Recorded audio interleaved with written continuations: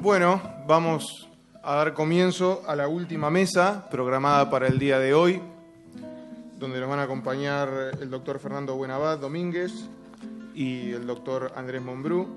Vamos a empezar con el primer trabajo de Fernando Buenabad, titulado La problematización en la determinación de la pertinencia y la relevancia, algunas consideraciones filosóficas. Fernando Buenabad es especialista en filosofía de la imagen, filosofía de la comunicación, crítica de la cultura, estética y semiótica. Es director de cine egresado de la New York University, licenciado en Ciencias de la Comunicación, máster en Filosofía Política y doctor en Filosofía, actual director del Instituto de Comunicación y Cultura de la UNLA, miembro del Consejo Consultivo de Telesur, miembro de la Asociación Mundial de Estudios Semióticos, miembro de la Red de Intelectuales y Artistas en Defensa de la Humanidad, miembro del Movimiento Internacional de Documentalistas, ha publicado más de 17 libros en el área de filosofía, literatura, en México, Venezuela, España y Argentina. Gracias, buenas tardes a todas y todos los que quedan.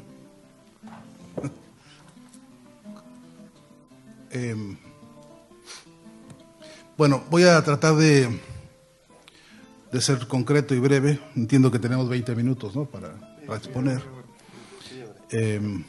sobre algunas consideraciones. El marco de trabajo de mis propuestas tiene como deuda siempre referir a uno de mis profesores en la UNAM, al profesor Adolfo Sánchez Vázquez, cuya obra más conocida es La filosofía de la praxis, y también uno de sus trabajos más conocidos y connotados es un texto sobre ética, escrito en México en el año 1968. El otro referente del que haré uso directa e indirectamente esta tarde es el profesor Elie de Gortari, también mexicano, profesor de la UNAM, cuyo trabajo más conocido y más connotado es un documento sobre lógica dialéctica. En ambos casos, la obra casi completa de estos dos autores se puede conseguir digitalizada en Internet y me parece siempre interesante recomendarlos porque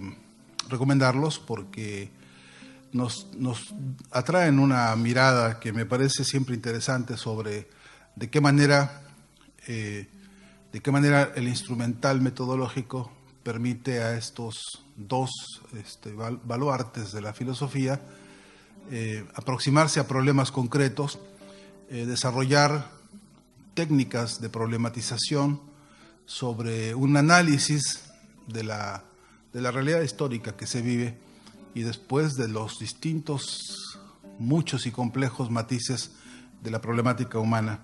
Así que casi todo lo que diré hoy está referido a cosas aprendidas de ellos y cosas que por ahí en algún momento he podido trabajar con más detalle. Voy a referirme al concepto de emancipación y hegemonía fundamentalmente como dos grandes problemas. Como dos grandes problemas de nuestro tiempo. Y voy a hacer alguna reflexión rápida sobre la historia para ubicar en ese contexto histórico estas dos nociones, por cierto amplias y por cierto tan polisémicas o polivalentes, ¿no?, como hegemonía y emancipación. Podrían significar casi cualquier cosa. En el año 1973, un grupo de países decidió discutir la problemática global, pero no de la mano de las hegemonías económicas y políticas mundiales, sino de la mano de un espíritu irreverente, de un espíritu rebelde, de un espíritu que ellos llamaban, así se llama el grupo todavía hoy, no alineado. En el año 1973 el mundo olía todavía a cadáveres de Vietnam, por ejemplo. En el año 1973 estábamos siendo testigos todavía de un amanecer, por un lado de un inconcluso proceso de guerra del año 45, resucitado de mil maneras en el planeta, y que después tuvo esta expresión tan particular en Vietnam, que toda nuestra generación marcó para siempre.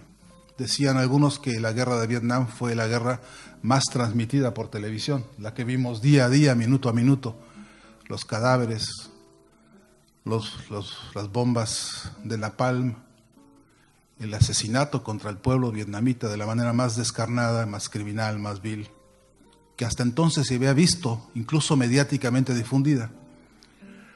En esa reunión de los países no alineados, se dijo como consigna contrahegemónica y emancipadora que al mundo le urge un nuevo orden económico mundial. Quiero subrayar que la consigna era por un nuevo orden económico mundial, porque la economía hegemónica, dicho en el sentido de la dominación económica sobre el planeta, por parte básicamente del capitalismo en lo que Lenin llamaba la fase imperial, venía produciendo estos destrozos. Hay que recordar que la guerra no es más que el comercio por otros medios. Y que a nosotros nos toca la parte triste de padecer las guerras, primero porque las financiamos nosotros. Cuando digo nosotros, ustedes sentados ahí, y los mexicanos, y los guatemaltecos, y los chinos, y todo mundo, de una manera directa o indirecta, tributa para financiar las guerras. En ese momento, 73, los países no alineados estaban filosofando en defensa de la humanidad.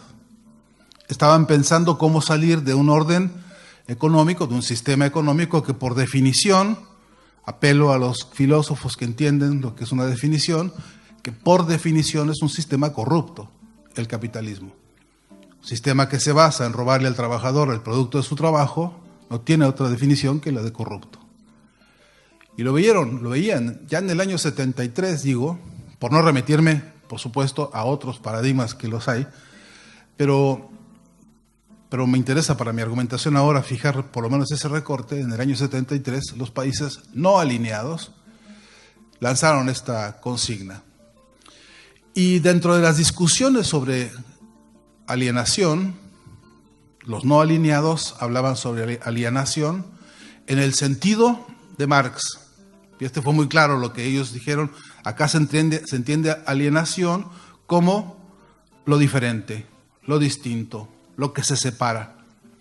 Y decían ellos, por ejemplo, se separa de los seres humanos el producto de su trabajo, se separa de los seres humanos su cultura, su identidad, su ser, su modo de ser, sus búsquedas, se los arrebata para convertírselos en mercancía y con eso dominarlos. Y cuando se hablaba de dominación, de hegemonía y de alienación, ya en ese momento se planteó, entre otros, uno de los grandes instrumentos de dominación, que es el de la dominación ideológica. Ahí se caracterizó a los medios de comunicación, lo que hoy se entiende o se llama medios de comunicación. Ahí se caracterizaron como armas de guerra ideológica.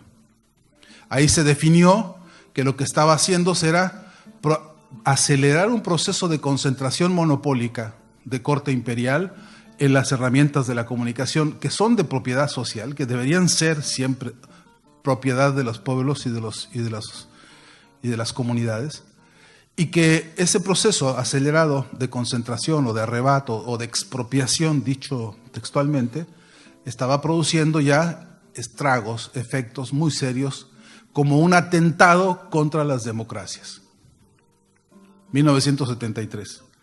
Ahí se les ocurre la idea de que había que hacer un estudio mundial sobre la problemática de la comunicación, para entender eso, cómo se estaba hegemonizando un proyecto, una sola mirada, una sola voz en el mundo para la dominación de los seres humanos, y que esta estrategia de arma de guerra ideológica estaba produciendo estragos como este, que es la amenaza contra las democracias. Dijeron, hagamos un trabajo de diagnóstico, un diagnóstico minucioso, país por país, región por región, problemática por problemática. Vamos a ver el rol de los llamados medios privados Vamos a ver el papel de los estados y de los gobiernos frente al problema de la comunicación, vamos a ver el papel de las universidades, vamos a ver el papel, digamos, en general de las ciudadanías o de las comunidades frente a esto que ya era el avance de una problematización concreta para el futuro, digo 1973, el futuro inmediato. Así que lanzan la propuesta de que se haga ese diagnóstico. Y el entonces director general de la UNESCO, todavía se podía hablar de una UNESCO que tenía todavía un espíritu fuerte, heredado de la Declaración Universal de los Derechos Humanos, y había un espíritu también, digamos, rebelde o humanista, y se proponen crear un centro de estudios de la UNESCO para hacer este digamos, diagnóstico mundial. Forman un equipo, buscan un director y se encuentran a un personaje, para entonces hombre de gran respeto en el mundo entero, un viejo luchador por los derechos humanos en Irlanda. Su nombre es Shane McBride, y se crea una comisión, pues el instituto crea una comisión para elaborar este informe que sería presentado ante Naciones Unidas y ante la UNESCO con los pormenores. Cuando no sé si estoy siendo suficientemente claro, pero la envergadura del problema, el desafío de hacer un informe mundial sobre comunicación en ese tiempo, no solamente se resolvía teniendo la convocatoria a los especialistas de esa época, Marshall McLuhan, entre otros de los grandes nombres, Gabriel García Márquez incluido, participó en aquel entonces como un referente periodista importantísimo de la América Latina, de la Patria Grande, y así una serie de nombres. Sino que además había que hacer consultas. Esto que en la mañana se aludió no sé cuántas veces a propósito de pisar el territorio, escudriñar el territorio, no llegar como el sabiondo que ya tiene todos los presaberes consolidados, sino ir a hacer de verdad un trabajo de consulta de comunidad para construir desde las bases, desde abajo, este informe, ¿no? Shane McBride sabía, él que recibió el Premio Nobel de la Paz, también fue Premio Lenin de la Paz, cuando el Premio Nobel todavía se merecía algún respeto, ¿no? Hoy creo que tenemos todas nuestras dudas sobre eso. Si Santos, ¿no?, presidente de Colombia, si, bueno, no voy a perderme en eso porque me hierve la sangre. Pero McBride aprovecha su respeto, su figura internacional, hace esta convocatoria y procede a invitar a un ejercicio, voy a usar la palabra, perdonad ustedes, global, internacional, de convocatoria desde abajo a problematizar la comunicación. Se encuentra el primer problema duro, ¿y qué es eso de comunicación? Exactamente qué es eso, porque hoy, llevados de la mano de la tan remanida definición que los propios medios hegemónicos hacen, haciéndonos creer que los medios son los instrumentos y que la comunicación solamente es instrumental, se replantea en esa primera informe la necesidad de entender que comunicación significa poner en común. Y que poner en común no es tan fácil como se cree. En una sociedad dividida en clases, en una sociedad en la que la pugna interna todavía es el motor de la historia, justamente por la dicotomía de clase, la pregunta dura es cómo se pone en común qué cuando las condiciones históricas y humanas son estas. Así que ese problema es un problema valiosísimo, de trayectoria contemporánea de gran significado. Se discute el problema de la democracia y por lo tanto el problema de la democratización de las herramientas para producir la comunicación, es decir, para poner en común nuestras cosas. Y luego la pregunta de cuáles son los temas que hay que poner en común. Y del clamor de tanta asamblea y tanta reunión en todo el planeta que se hizo, emergía, por ejemplo, hay que poner en común que estamos muertos de hambre. Hay que poner en común que nos están saqueando nuestros recursos naturales. Hay que poner en común que se benefician unas cuantas empresas privadas del trabajo y el esfuerzo de los habitantes de los distintos rincones del planeta. Eso es algo que había que poner en común para que todo el mundo supiera estas coincidencias históricas. Estoy remitiéndome a la historia misma del proceso de construcción de lo que conocemos como el informe MacBride. Ese informe, después de tantas consultas y de tanto trabajo, se entregó a la ONU en el año 80 y se publicó. Fue aprobado casi por aclamación, impecable la autoridad de los participantes, no solamente en términos de que representaban a nivel de comunidad y de base las distintas voces de los distintos países, sino que además los coordinadores, los que se esforzaban por hacer lo que ya sabemos que es un trabajo terrible, la síntesis de las mesas, ¿cómo se llaman acá? Los secretarios de actas, ¿no? Los que levantan el informe, etcétera. Estos compañeros que hicieron el esfuerzo fenomenal de sintetizar y armar un documento que hoy conocemos como Informe MacBride, que lleva por subtítulo Un solo mundo, voces múltiples, que no aparece como diagnóstico, sino como reclamo. Casi diría yo como proclama política. Si ustedes lo prefieren, de la escuela que yo provengo de formación filosófica, la palabra política no está peleada con filosofía. Bien por el contrario. Así que una tesis filosófica, voces múltiples, dice el documento. Dos palabras solo cuando se aprobó el documento ante la ONU, primer documento internacional que diagnostica la problemática de la comunicación. En 1980 era presidente de Estados Unidos Ronald Reagan. Digan algo, espántense. Era nada menos que presidente de ese país, Ronald Reagan, monstruosidad si las ha habido, y el tipo lo primero que ordena es ese informe, así como lo tienen empaquetadito, tan bonito y con tanta palabrería, dice al congelador, y se ordenó la persecución y el congelamiento de semejante informe.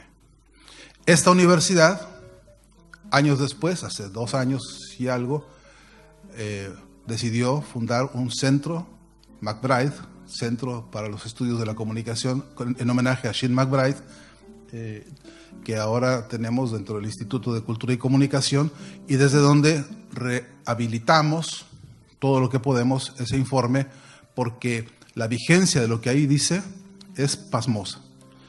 En el año 80, cuando se publicó este informe, decía: la humanidad está amenazada por un grupo de dueños de medios de comunicación que están atentando contra las democracias. Un problema gravísimo. Entonces eran 800 los dueños de todos los medios de comunicación en el mundo. Hoy son 6 los dueños. De los más de 3,000 medios de comunicación que hay en el planeta, son 6 empresas las dueñas de todo. Así de problemática la lógica de la alienación. De modo que uno piensa en la palabra emancipación frente a este paisaje y uno empieza a verse que estamos hablando de un tema de trascendencia histórica y de verdadero sacudimiento profundo. El informe nos ofrece un repertorio de problemas. El informe problematiza la tarea de poner en común la problemática de las sociedades y problematiza también la pertenencia de las herramientas de la comunicación. Pero no solamente eso, problematiza los modelos de enseñanza. En América Latina hay 1,000 facultades de comunicación en todo el continente.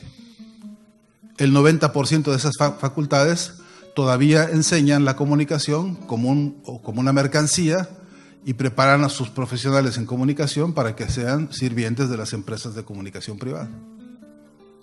Cuando digo sirvientes, soy consciente de lo que estoy diciendo.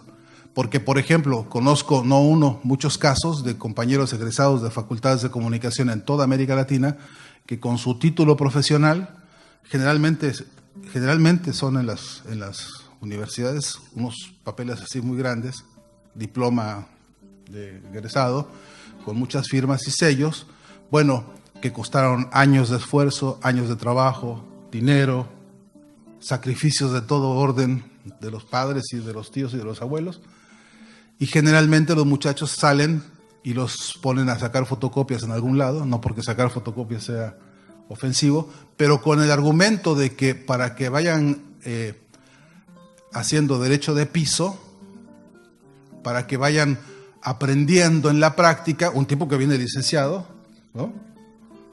Después de haberse leído toneladas de fotocopias, con esa, lo que decía Carlos Monsiváis, la cultura de la fotocopia, ¿no? Que después produce profesores y ponentes que lo que hacen es como ir con el carrito del súper poniendo en un documento retacería de pensadores y de ideólogos, de los que, ¿no?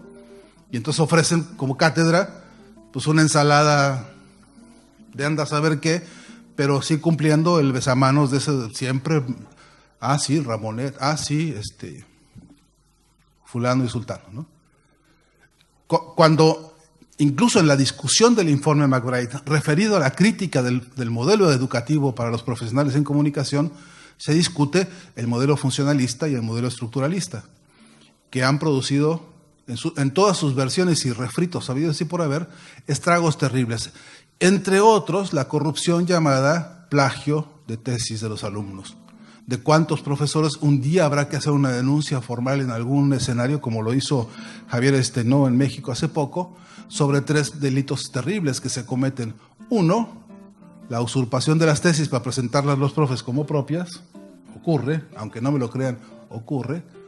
Y luego, la otra que es tener a alumnos ad eternum como sirvientes de los profesores en un besamanos becario, le llaman, ¿no? Haciéndole los trabajos de llevar al niño al colegio y cosas como esas, ¿no? A cambio de becas, premios y canonjías diversas. Casos hay. Y la otra que es la usurpación bibliográfica, porque, por ejemplo, en la Facultad de Comunicación de la Universidad Autónoma Metropolitana de México, un día el director de la biblioteca dijo, bueno, mira, todos estos libros que son setentistas van para afuera, porque ¿a quién le importan? Y entonces sacaron a Matelart y sacaron, ¿no?, la obra de los autores en comunicación de esos años, porque a él le parecía que a quién le importa el setentismo ese, ¿no? Hay una denuncia formal ante el Ministerio Público que por supuesto no progresará nunca porque el propio agente del Ministerio Público con dificultades logra leer lo que dice, ¿no? Pero hay una intención interesante de también poner a la filosofía en esa clase de tareas, ¿no? Que es explicar, por un lado, el tráfico ideológico que se hace disfrazado de que yo soy un estructuralista o yo soy un funcionalista, para inventar una problemática que no es más que la conversión del estudiante en un servil de las empresas. El informe McBride lo vio clarito, lo denunciaron las comunidades universitarias, padres de familia incluso. Consta en las actas pues, del informe, cualquiera que lo quiera estudiar lo puede ver. Además estudió el informe, estoy salteando algunas de las grandes áreas para poder más o menos emblantear lo que quiero decir. También el informe analiza por otra problemática dura y es cuál es el papel de los estados frente a la comunicación.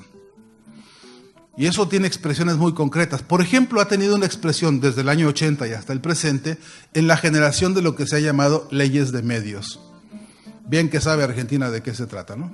Esa historia. Ha habido intentos desde la corriente más, voy a decir una palabra dura, ¿no?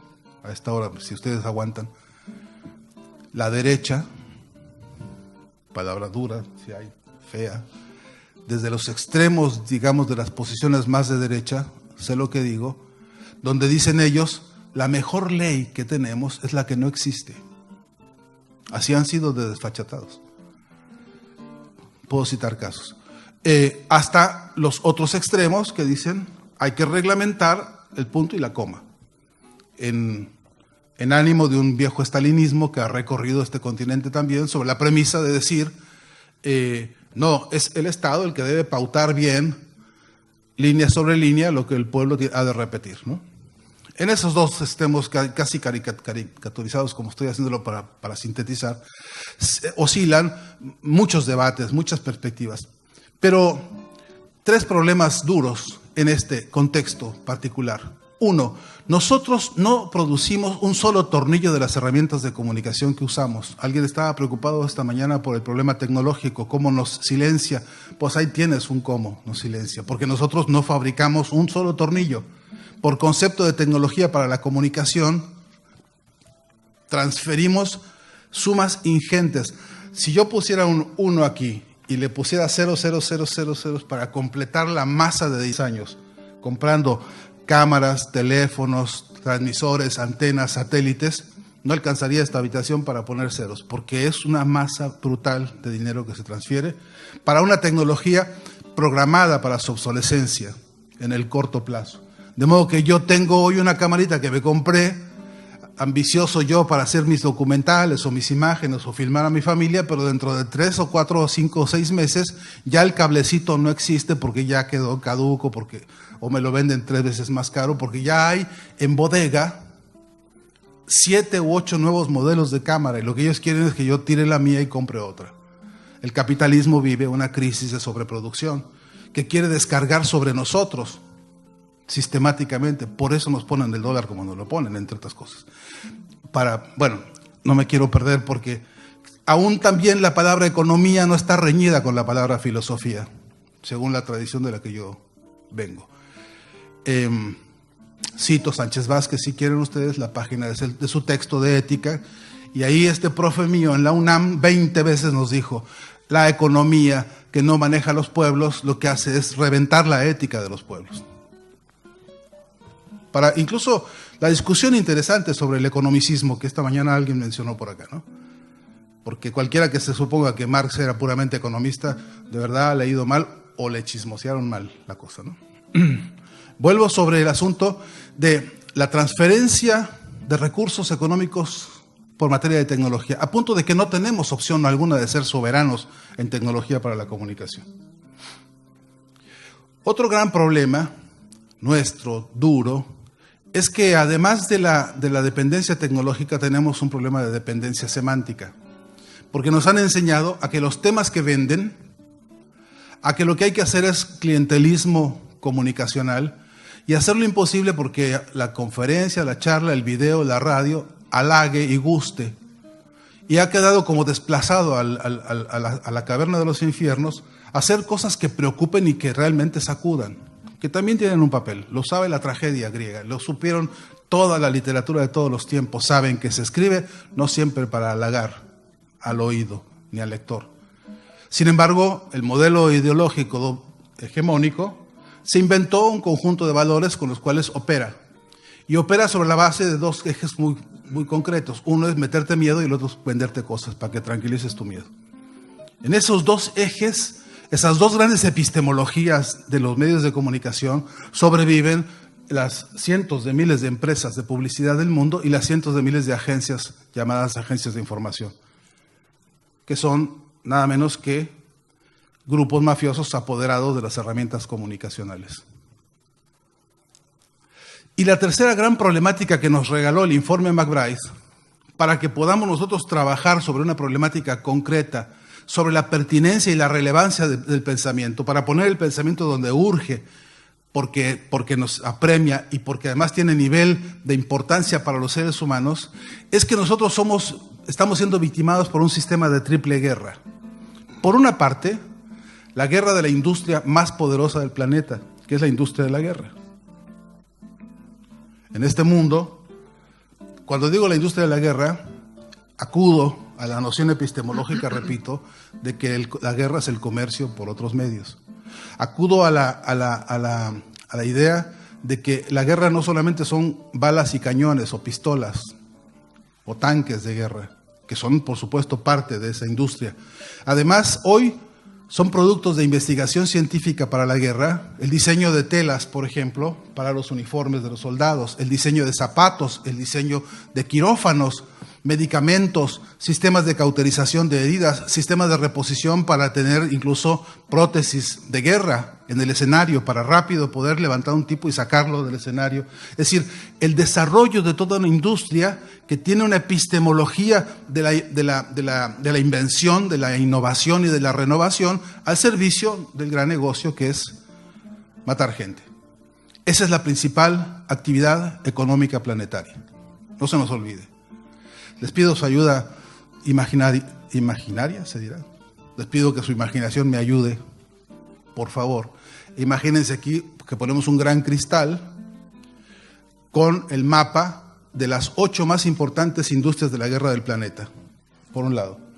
Y de atrás pongamos otro cristal idéntico con los 6 dueños de los medios de comunicación del planeta, porque la otra guerra que tenemos es, junto con la guerra regular bélica, del belicismo, la guerra mediática, de la que hice alusión a propósito del informe McBride. Pero el otro cristal que hay que poner para entender esta triple guerra es la red financiera planetaria, los bancos y todos los sistemas de inversión, etcétera, etcétera, que hoy, bueno, ustedes están padeciendo de manera, ustedes y todos nosotros, padeciendo de manera absolutamente, voy a usar una palabra técnica, de alta precisión filosófica, de manera obscena. Está siendo atacado nuestros pueblos por esa guerra económica, por esa guerra financiera. Estos 3 planos, estos 3 cristales con estos 3 mapas mundiales, interactúan sistemáticamente y nos presentan un problema serio que yo quiero atraer a ustedes, compartir con ustedes. Es el problema del instituto en el que yo trabajo, uno de los problemas de todos los problemas, y es que cuando pensamos en la dominación, en la hegemonía, en un país como Argentina, y pensamos que aquí, por ejemplo, el Grupo Clarín es la mafia del poder mediático, no podemos pensarlo como un problema de cabotaje. No es un problema territorial, no es solamente un problema de Argentina, es un problema que se dispara sobre todo el continente. Entonces, el concepto de lo territorial, en el campo de esta disputa ideológica, en el campo de esta guerra, esta triple guerra, empieza a tener una serie de problemas porque no se puede acotar a un solo país, porque no es determinable en una sola instancia territorial, porque se repite y se reproduce y ataca en simultáneo. Tienen ellos el don de la ubicuidad y el don de la velocidad. ¿Estoy siendo claro? Y ese don de la ubicuidad y de la velocidad son 2 paradigmas filosóficos de nuestro tiempo, absolutamente, porque hoy la falacia que nos venden para engañarnos, para someternos, para alienarnos, que publica el periódico, por ejemplo, la mafia del Grupo Prisa de España, se extiende en cosa de minutos por todo el continente de la mano del Grupo Televisa de México, O Globo de Brasil, el Clarín de Argentina. Bueno, no puedo repetir todos. El plan cóndor mediático volando el continente. Alguien habló hace rato de águilas o de halcones. Te lo cambio por cóndores, o te lo cambio, si quieres, mejor por buitres. Bueno, solo para... No quiero alterar tu modelo metafórico, pero qué cosa si no estamos viendo hoy que sea esto. Es con esta velocidad, con esta densidad y con esta ubicuidad. Y entonces tenemos en sincronía, allá en la Patagonia, unas personas diciendo, ese desgraciado de Chávez o del Maduro le anda robando a la gente su comida, en simultáneo con lo que dicen en México, en Chiapas, o lo que dicen en Alaska, o lo que dicen en Madrid. Que en simultáneo hay un linchamiento mediático sistemático. La palabra linchamiento mediático también es una categoría filosófica de nuestro tiempo. No es un problema, como dicen algunos, que son como, ¿cómo se dice eso? Kiosqueros de la filosofía, ¿no? Que dice algunos, el kiosquerismo filosófico. No. Eso no es filosófico, dicen algunos. Eso es de la sociología. Como si fuera posible hoy, después de obras como la de Marx, hacer semejante retaseo de los saberes, ¿no? Bueno, en todo caso, es verdad que en la proliferación del discurso está un proceso de, por un lado, de anestesia ideológica, pero por otro lado, de sembrar conductas simultáneas y similares. Eso no se puede conceptuar solamente como un problema de cabotaje, un problema de territorio, sino como un plan que tiene hoy la capacidad tecnológica, hoy la capacidad financiera y la capacidad guerrera de cubrir un continente completo en minutos. Voy a empezar a cerrar porque ya se me fue el tiempo. Sobre dos ideas en las que estamos trabajando hoy. Uno, que necesitamos nosotros desarrollar metodología para la problematización que nos permita entender en simultáneo un montón de categorías complejas. Dicen algunos autores de la complejidad que un problema complejo es aquel que tiene más de 5 variables, ¿no?, trabajando en simultáneo, ¿no? Entonces, si fuese así, este es un caso de complejidad porque estamos viendo, ya Engels había adelantado un poquito sobre el asunto de la dialéctica de los fenómenos, cómo trabajan, no es lineal, es una complejidad simultánea en lo histórico, en lo social, en las escalas distintas, en sus diferentes aristas.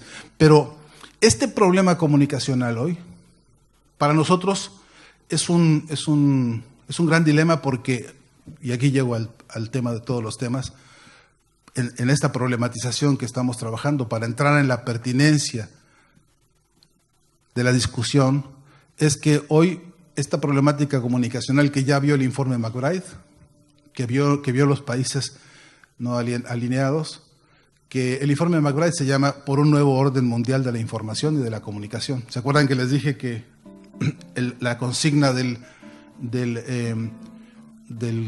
los países no alineados era por un nuevo orden económico? Bueno, el informe dice hacia un nuevo orden mundial de la información y la comunicación. Sí, pero ¿cómo? Sí, pero ¿cómo le hacemos? Porque hoy quizá el tema de la comunicación constituye una de nuestras más grandes debilidades y derrotas. Porque sigue en pie aquella preocupación de Fidel Castro que decía, nuestro gran problema es que no entendemos cómo transmitir nuestras ideas. En el sentido amplio. Porque todavía es dificilísimo explicarnos cómo fue que nos ganaron en Argentina con globos. A la vuelta de una sarta de mentiras y del manejo mediático, y cómo de una manera u otra lo que tenemos y teníamos a la vista se volvió herramienta para que nos ataquen con ese propio discurso. Y las herramientas de comunicación hoy más concentradas que nunca en manos de ellos. Este es un problema de hegemonía y de emancipación serio, la problemática comunicacional. Y yo creo que hay que ponerlo en el eje. La insistencia nuestra desde el Instituto y desde el Centro McBride es que hoy es imprescindible que cualquier organización social, partido político o frente de lucha ponga el problema de la comunicación en su amplitud como agenda prioritaria, porque justamente en eso es en lo que menos cosas estamos haciendo. Y tenemos derrotas históricas muy grandes por la vía de la comunicación. Por ejemplo, Disney. Porque yo conozco amigos míos que siendo militantes de toda la vida, siendo miembros de partidos de izquierda, van y le compran al niño el adornito de Mickey Mouse y se lo ponen en la cuna. Y todavía hoy hay gente que va de verdad, por una quién sabe qué inercia que tenemos ya inserta como modelo ideológico y cultural, el consumo de los productos de Disney, a sabiendas de que Disney es uno de los inversionistas del grupo de Israel que más gasta en inversiones bélicas en el planeta y que más daños ha producido en términos de la discriminación racial y de un montón de fenómenos que están ya en las denuncias formales que tiene esa empresa. Aquí se llama también, entre otras cosas, se llama ESPN. Entonces, si la problemática nuclear que tenemos como sociedad planetaria, como seres humanos, que nos unifica una problemática común que es la derrota mediática, la pregunta es ¿qué estamos haciendo rumbo a la emancipación comunicacional? ¿Qué está pasando? Porque nos arrebataron la ley de medios de Ecuador así como quien le quita el caramelo al niño. Lo está padeciendo Ecuador ahora mismo. ¿Y qué pasó? Que en Brasil no pudieron desarrollar. Lula, hermano del alma, querido Lula, nunca pudo desarrollar un medio de comunicación público y del Estado, una red, un sistema de medios públicos. ¿Y qué pasa? Que en Uruguay ni se les ocurre, porque hay una guerra tremenda, cualquier ocurrencia de hacer un proyecto de ley de medios como la Argentina, producto de una consulta social, ni se les ocurre. Pero aquí, igual, llegaron y la extirparon con un machetazo llamado DNU, ¿no? De modo que la gran pregunta es, ¿y cómo hacemos para hoy plantearnos el problema del desafío comunicacional del que hablábamos hace un rato, ¿no? De retomar la estrategia organizada. No quiere decir que no haya medios alternativos y comunitarios y que no haya iniciativas y que no haya blogs y Twitters y Facebook por todo el planeta que tengan una vocación de dignificación, de emancipación. Lo que pasa es que es una especie de gran, inmenso archipiélago inconexo, porque no logramos tener unidad, la unidad de la lucha. Categoría filosófica sí las hay, ¿no? La unidad. Para hablar del kiosquerismo filosófico. Bueno, un día, con esto termino, ya se me fue el tiempo, perdón. Un día, un grupo de trabajadores, angustiados por la problemática de la clase trabajadora en Europa, necesitados de un documento, ordenador, se fueron a ver a un señor, joven en aquella época, no tan viejo, no más que barbón, le dijeron, oiga, ¿cómo habrá sido? Oiga, don Marx, ¿cómo habrán hablado los obreros, ¿no? Con Marx en Bruselas, que le dijeron, oiga, don Marx, necesitamos que nos ayude usted ahí escribiéndonos un documento para la unidad de los trabajadores, ¿no? Para aplicarnos este galimatías terrible, ¿no? Bueno, entonces Marx ahí, con ayuda de Engels, se puso una tarde, seguramente hacía un frío del demonio, en esos días en Bruselas se siente el frío, y ahí como pudo, pues les entregó un manifiesto, ¿no? Ya todo el mundo sabe de qué va el manifiesto que escribió, que pues es un canto de filosofía humanista, y que si no es eso. Pero resolvió el problema de todos los problemas en la última palabra que le puso al manifiesto. Una palabra chiquita, chiquitita, apenas unas letras, pero que no hemos podido, ni siquiera todavía hoy, lograr apropiárnosla como una gran consigna histórica de nosotros los que queremos un mundo diferente. La última palabra que dice ahí es unidos. Muchas gracias.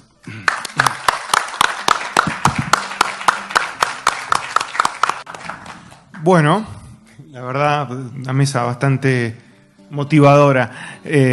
Vamos a abrir el espacio de preguntas, comentarios, intercambios. Quejas. Reclamaciones.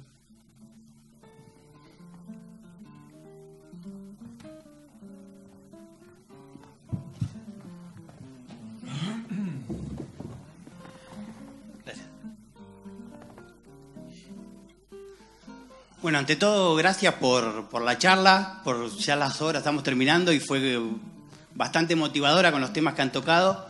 A Fernando, a Pablo y a Andrés por todas las cosas. Uno trata de hacer una devolución de esto, pero tirado en un bruto de conceptos y ideas que es medio difícil.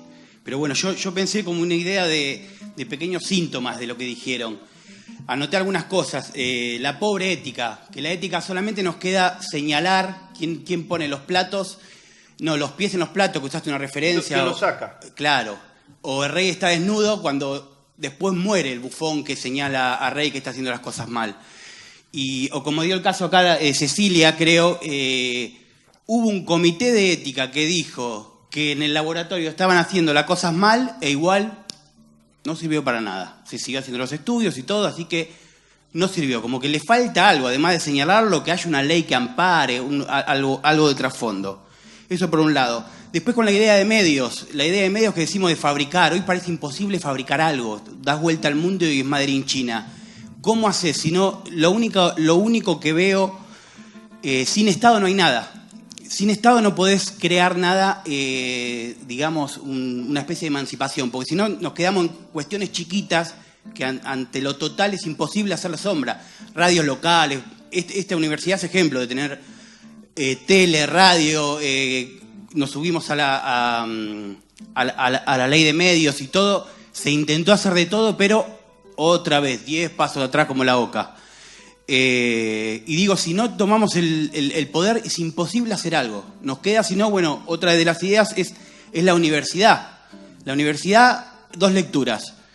Veo ahí el título que juega el Congreso, que es Emancipación en grande y hegemonía en chiquito. Sabemos que la realidad es al revés. Tendría que ir hegemonía, ni 3 puntos, sino grande y cerrado el corcheo y emancipación ahí con signo de pregunta. ¿Cómo hacemos para emanciparnos, no? Porque la universidad es o un refugio de intelectuales que actúan como freezer del conocimiento, es decir, bueno, las categorías viejas donde desusos las velamos o se las enseñamos a los chicos para que en un futuro, o es algo también que dijo una de las docentes hoy, tienen que servir para defender las ideas, una idea de cargar nafta para volver.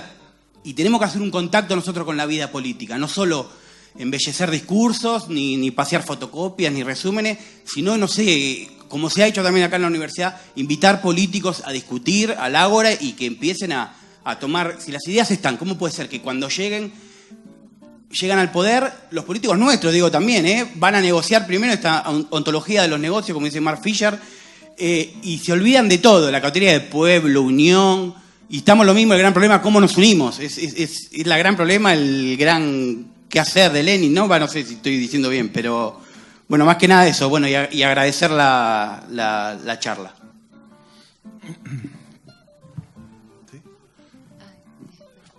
¿Vamos a oír varias preguntas o atendemos una por una?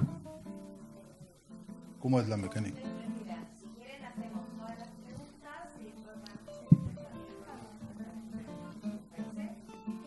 Pues no, pero bueno. Bueno, estaba pensando fundamentalmente en relación a la ponencia de Fernando, que en los últimos 40 años todos los intentos de democratizar la comunicación y por la vía de ella la sociedad se han estrolado contra grandes porrazos que dieron las corporaciones. Bueno, puntualmente se trataba en la ponencia el caso del informe McBride, que a pesar del enorme esfuerzo que llevó elaborarlo, finalmente termina en saco roto porque, bueno, precisamente Reagan con las corporaciones multinacionales de la corporación atrás lo terminan haciendo quedar en saco roto.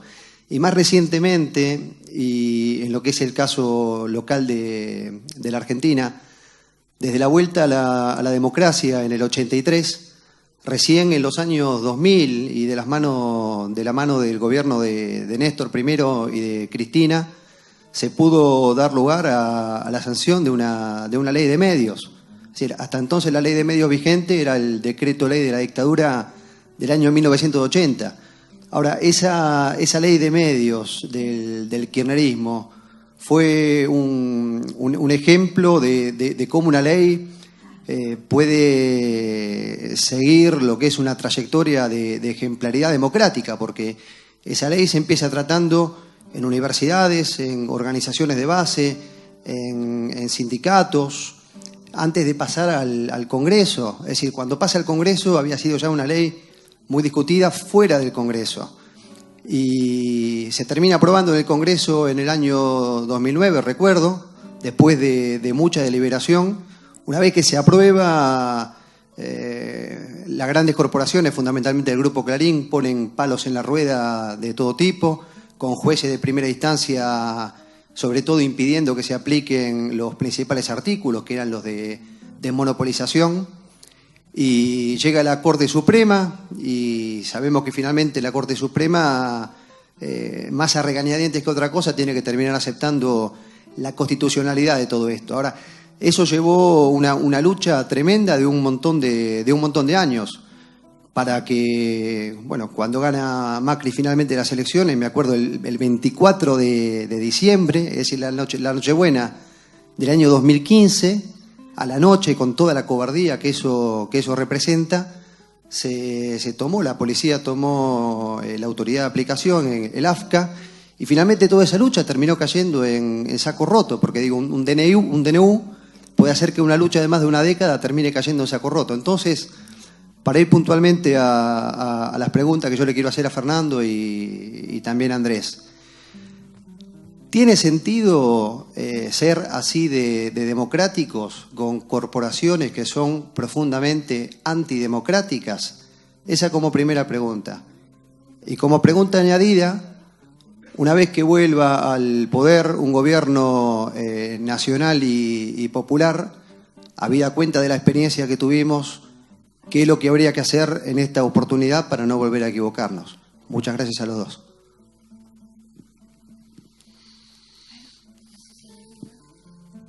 Fácil, ¿no? Si responde eso. Sí.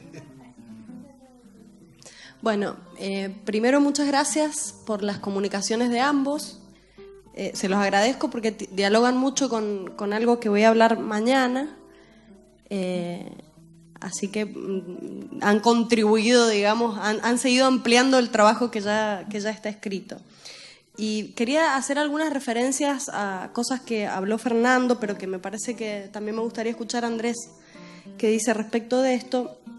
Vos, Fernando, hablabas de la dominación ideológica y de los medios de comunicación como armas de guerra ideológica.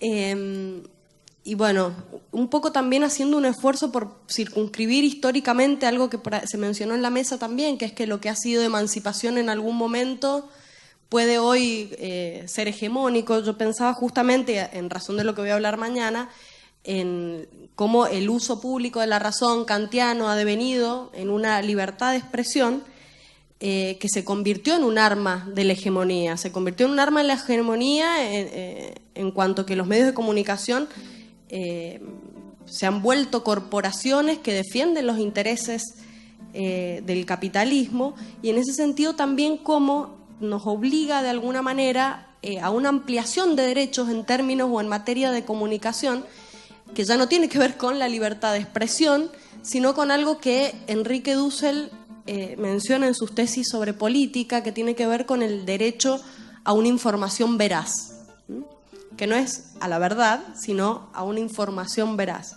Entonces, para pensar ahí cómo se van transformando también, digamos, las demandas en materias de derechos vinculados a la comunicación. Y lo que me preguntaba es si ese uso público de la razón, podríamos decir, que fue cooptado por el capitalismo mediante los medios hegemónicos, o en otros términos, si lo que prometía emancipación en un momento, que era hacer uso público de la razón, que era esa libertad de decir lo que pensamos, si eso se ha vuelto hegemónico, ¿dónde visualizás vos, Fernando, pero también va para vos, Andrés, la pregunta? Es posible que haya prácticas emancipatorias. Fernando, igual estas cosas las iba pensando mientras hablaba Fernando, y creo que al final vos concluís con una pregunta similar, así que no espero que la respondan, digamos, pero me parece que ahí hay una cosa que hay que pensar, ¿no? Bueno, voy a seguir. Aprovecho que Silvana planteó la gran parte de lo que me interesaba. En relación con las prácticas emancipatorias, hay dos ideas que plantearon ustedes que me quedaron dando vuelta, muy sencillas, y que parecen que a lo mejor no requerirían demasiado tratamiento, pero pensando en esas prácticas emancipatorias, ¿qué entendemos hoy por unidad en la lucha? ¿Y qué entendemos por fraternidad? Fernando habló de unidad en la lucha. Andrés, cuando hablaste de la epistemología como un campo de lucha en el marco de la fraternidad. Me parece que son dos conceptos que estaría interesante pensar en función de un proyecto emancipatorio. Ya armamos otro congreso. Sí. Para el próximo. Impresionante las preguntas. Bueno, ya Nélida dice que arrancamos porque todas las preguntas. ¿Arranco yo, decís? Como quieras. No. Como vos quieras. A ver si puedo algo de toda esta provocación, porque ustedes son bien claros, bien conscientes de que es imposible, ¿no?, en unos minutos poder tener abundancia de respuestas, pero voy a tratar de ubicarme en un eje que capaz que responde todo junto, ¿no? Esta mañana, que mi cabeza no me da para los nombres, tengo un alemán que no me deja con los nombres a veces, pero alguien mencionó algo a propósito de los tiempos que se necesitan para que se aprendan las cosas, que toma tiempo el conocimiento, ¿no? Y yo me quedaba pensando con respecto a qué reloj será la cosa, porque está difícil tener un cronómetro del saber, ¿no? Como pasó, cuánto tiempo yo te digo algo a ti ahora y cuánto tiempo te vas a tardar, ¿no?, en esa elaboración de lo que entendemos por conocimiento. Y hay una categoría que me parece muy importante. ¿Quién habló de Lenin? el quehacer. Tú mencionaste, ¿tu nombre? Ezequiel, tú hablaste de Lenin, ¿no? Hay una categoría que trabaja Lenin, que me parece central para comprender muchas cosas. Esa categoría se llama situación revolucionaria. ¿Cuándo hay situación revolucionaria? Es dificilísimo, es toda una teoría, ¿no? Pero sintetizado, el día que un pueblo ya no quiere más, ¿no?, esa hegemonía que lo está dominando y ya no se lo puede controlar de ningún modo, y el otro ya no puede seguir ejerciendo el control que tenía sobre ese pueblo, ahí empieza a darse un proceso de, en escalas, una situación pre-revolucionaria a una situación después revolucionaria. En esas condiciones, los que alguna vez hemos tenido la suerte de ir a países en los que está viviéndose situación revolucionaria, vemos con toda nitidez a qué velocidad la gente aprende cosas, porque el enemigo enseña, ¿no? La batalla, la refriega, te enseña rápido cosas. En este país, por ejemplo, la lucha que ha significado en una situación prerevolucionaria, como se dio con el kirchnerismo en muchos momentos, la movilización por la ley de medios, las activaciones frente a un montón de luchas sociales que se han venido dando en Argentina, ha permitido que de un día para otro sobre la mesa es un debate nacional, la discusión sobre la comunicación, por ejemplo, o sobre el aborto, por ejemplo, o sobre una cantidad impresionante de temas que aquí se discuten con una velocidad que en otros países la situación revolucionaria convierte el reloj en un ventilador, ¿no? Mientras en otros países parece que navegas en chicloso, ¿no? Porque aquí empezaron a hablar ustedes, por ejemplo, de ley matrimonio igualitario, ¿no? ¿Se llama así? Sí. Y lo aprobaron. Hice una discusión y hubo, ¿no?, posiciones, etcétera, etcétera, y ahora con la mayor de las naturalidades es una noción asimilada, con sus, digamos, sus baches y sus debates.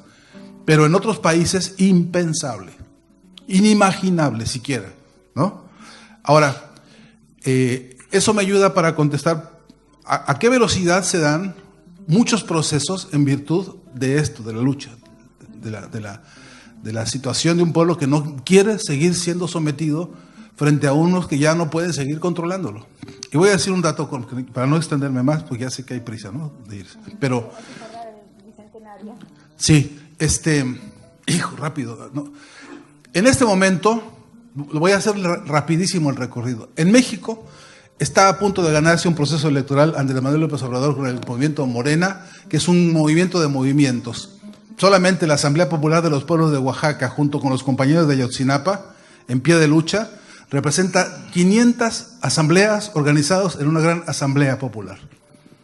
Se dice bien fácil, ahí tienes un foco de lucha organizada desde las bases, con la cual hay que ser solidario, hay que apoyar, pero no interpretando lo que ellos quieren decir, no, siendo correa de transmisión de lo que ellos ya dicen, para no ser una revista ni un oportunista, ¿no? Pero México tiene manifestaciones populares hoy con respecto a la campaña electoral contra el fraude que ha movido lo que nunca se movilizó en las calles en México. Luchas como contra el gasolinazo en México hace unos cuantos semanas ha sido monumental. Pero si te cuento de Guatemala, las movilizaciones que depusieron presidentes en Guatemala por corrupción, Odebrecht produjo que salieran de la presidencia de Guatemala el mismo presidente y vicepresidente. Y si me pidas que te diga Belice, damas y caballeros, ¿no?, del que nunca nos acordamos ni dónde queda, ¿no? Hermano de la patria grande, pues manifestaciones populares en las calles de Belice. Y si te digo en El Salvador, y si te digo en Nicaragua, y si te digo en Perú, las manifestaciones hace poco, y en Venezuela misma, ¿no? Y si vamos a Colombia, las manifestaciones, y las de Chile ahora con los obreros y los estudiantes, y las de Argentina, bueno, ¿qué te digo de Brasil? Y las de Argentina, los que saben hacer cuentas de eso, reportan que como la manifestación contra el 2x1, ¿no? Se llama así. Que rompió todas las expectativas de todos los que incluso estaban ahí con experiencia de militancia y de calle, etcétera. De modo que, para sintetizar, si hoy pudiéramos hacer un compilado, dicen aquí, una edición de todas las movilizaciones sociales que hay en el continente, todas tendrías, así editada, un continente levantado en protestas. En este momento, sacando cuentas de 8 meses para acá, lo que es este continente es esa movilización. Lo que pasa es que nadie te lo informa. Lo que pasa es que no lo sabemos. Lo que pasa es que estamos tan desnutridos de información, porque el problema de la verdad con la información es que no es la verdad de ellos, ¿no? Es la verdad que entre los pueblos están construyendo y que están inconexas, incomunicadas. Entonces, la unidad, de la que yo digo, la unidad de las luchas, debería ser, en un ejemplo más o menos concreto, es que, por ejemplo, imagínate que tenemos una radio como la radio de la Universidad de Lanús, ¿no?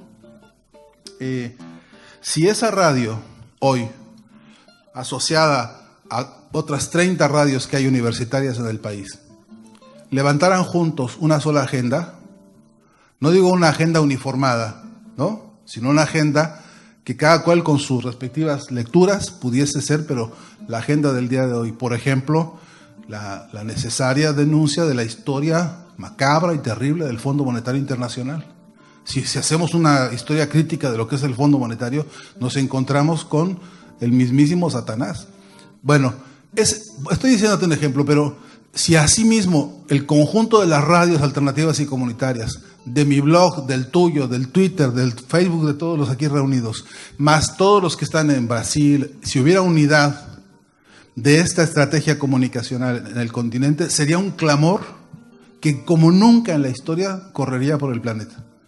De verdad, no solamente, y ahí esta importante noción de esta mañana, la dicotomía calidad-cantidad, que es una payasada mercantil de unos cuantos, sino la discusión concreta entre esta dimensión en pie de lucha, que es situación o pre-revolucionaria o revolucionaria, te moviliza y te transforma, de verdad, todas las expectativas. Y cierro con un ejemplo, lo aterrizo así violentamente. Un día fui a la casa de una señora en un barrio que se llama El Petare en Venezuela, barrio profundo ahí, de los barrios duros, ¿no? Y me contó ella, me dijo, cuando antes de Chávez nosotros llegábamos de trabajar a las 6 de la tarde, nos metíamos a la casa, que es un símbolo durísimo en Venezuela, es que las casas tienen 2 hasta 3 rejas, una tras otra. Yo no sé si hay países en el que haya más rejas en las ventanas y en las puertas, ¿no? Históricamente, porque por el problema de los robos, etcétera, ¿no? Lo que llaman la delincuencia. Bueno, esa señora me contó, llegábamos de la oficina al trabajo, lo que fuera, a las 5 o 6 de la tarde y encerrarse, prender la tele y con los niños ahí, entretenerse en lo que se pueda. Ahora te digo, también una línea del Chavo del Ocho. Entonces, la gente se encerraba, al día siguiente temprano, 20 candados y al correr a la oficina. Y así, esa era la vida. Desde que se dio el proceso revolucionario y que la transformación del barrio profundo que se dio, dice la señora esta, ahora ni mi marido me encuentra porque andamos todo el día afuera, abrimos las puertas, nos encontramos con los vecinos, se creó una especie de comunidad organizada. La comunidad organizada, compañeros, el documento, es decir, la comunidad organizada es la asignatura pendiente de nuestros movimientos en todo el continente, ¿no? Entonces ahí, cuando se moviliza la comunidad, cambia todo el paisaje, cambia. La respuesta, si puedo, a lo del Chavo del Ocho y de cómo son las hegemonías ideológicas. El Chavo del Ocho es un programa de televisión mexicano. ¿Saben de qué hablo? Sí, todo. Ese es un problema ideológico muy serio. Bueno, México tiene el 2º lugar mundial de niños de la calle. El Chavo del Ocho es uno de esos. Después de Brasil, México tiene hoy nietos de la calle. Durante 30 años se ha visto y contravisto y premiado y multipremiado un programa en el cual un niño de la calle vive en una pequeña sociedad que se llama vecindad, metido en un barril. Ni una sola vez, en 30 años en ese programa, alguien abrazó a ese niño, lo sacó de ahí y le dio una casa, le dio una escuela, le dio alimentación. Ni una sola vez, en toda esa época. Y la gracia del programa es que como una pirámide invertida de violencia, toda se descarga contra la cabeza del niño. Lo digo metafóricamente por los buitres y por los palomas, ¿no? Pero también lo digo física y concretamente. Hicimos un estudio con unos médicos forenses que nos explicaron que si un niño resistiera un golpe así, como don Ramón, ¿no? Con la velocidad, la fuerza y de un adulto de esa edad y de ese tamaño, le hubiera podido producir contusiones que tardan más de 15 días en sanarse, lo cual significa 7 días de cárcel, más o menos en México, por violencia, ¿no?, contra la infancia.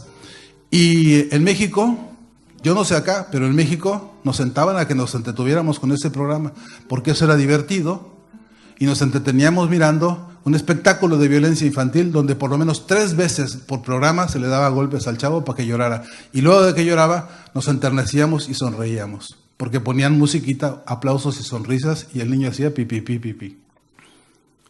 Esto recorrió el continente y sigue recorriéndolo. Esta es una ofensiva ideológica para esconder, para invisibilizar y para solidarizar con una canallada terrible, que es el olvido y el abandono de esos niños que en América Latina, para dolor de todos nosotros, cada día son más. Espero haber contestado algo de... Breve, así, 2 minutos, y tratando también de sintetizar todo. Con respecto a lo que vos planteabas, a tu preocupación, no te voy a decir que los fierros están abajo de la mesa, no, porque no tiene sentido. Pero hay experiencias históricas que nos hablan de cambios en la sociedad. Cuando yo llegué a la Argentina en el año 75, Rodrigazo, después golpe militar en el 76, yo que venía de un país que había hecho 30 días de huelga, donde los militares amenazaban con mandar a todo el mundo preso y después pedían por favor que fueran a trabajar, yo quedé sorprendido con la respuesta de la sociedad civil a ese golpe militar, la fidelidad que la sociedad civil había guardado a ese golpe militar, los vieron como salvadores. La experiencia que vino después de la dictadura y lo vivió, y el retorno a la democracia, nos hizo vivir un 2001 completamente diferente. Es decir, lo que pasó en el 2001 no es casual y también tiene que ver con un momento superior en la conciencia de los pueblos. Es decir, los pueblos no se concientizan porque un maestro les venga a enseñar. Es lo que van viviendo a lo largo de su experiencia. Y esos elementos son los que socialmente van permitiendo las transformaciones. Hay cosas que ya no son pasibles.